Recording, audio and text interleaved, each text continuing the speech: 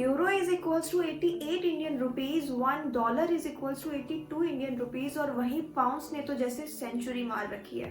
लेकिन इनमें से कोई भी एक्सपेंसिव करेंसी नहीं है।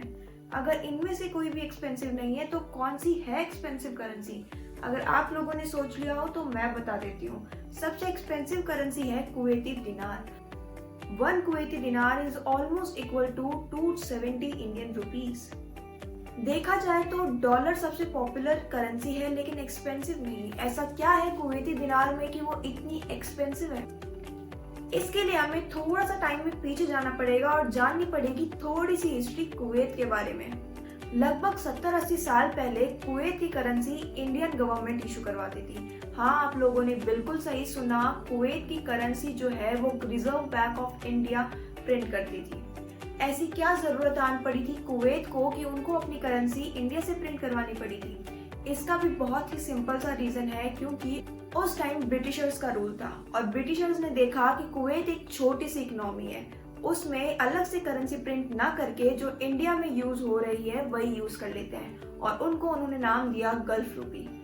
1961 में कुवैत को इंडिपेंडेंस मिल गई थी ब्रिटिशर्स से। 1963 में Kuwait was the first country to conduct parliamentary elections, और 1970s के अंदर कुवैत अपने एरिया की सबसे डेवलप्ड कंट्री थी।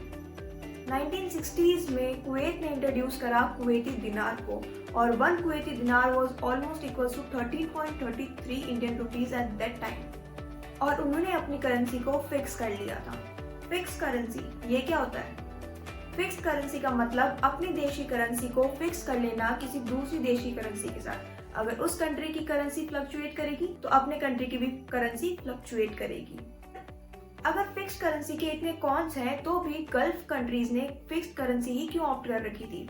इसका ये रीजन है क्योंकि वो सब ऑयल बेस्ड इकोनॉमी है, और जैसे कि हमें पता है कि ऑयल की प्राइसेस कितनी फ्लक्चुएट करती है। अगर वो अपनी करेंसी को फ्लोटिंग एक्सचेंज रेट में कन्वर्ट कर देते तो ऑयल की डिमांड और सप्लाई को देखकर उनकी करेंसी भी फ्लक्चुएट करती, और इस चीज को अवॉइड करने के लिए उन्होंने अपनी करेंसी को फिक्स्ड कर लिया।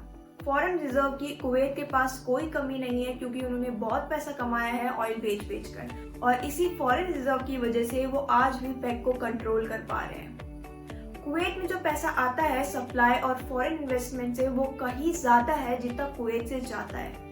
मतलब foreigners are buying more goods and services from Kuwait, जिसकी वजह से उनकी डिमांड बढ़ रही है, और डिमांड बढ़ने की वजह से वो मोस्ट एक्सपेंसिव करेंसी में आते हैं। अगर इन करेंसी के अंदर हम डिसेंट्रलाइज्ड करेंसी भी मिक्स कर दें तो क्या आप मुझे बता सकते हो सबसे एक्सपेंसिव करेंसी कौन सी होगी? अगर आपको पता है तो कमेंट सेक्शन में जरूर बताना, और वीडियो अच्छी लगी तो लाइक करना, and don't forget to subscribe finance with Bhavna.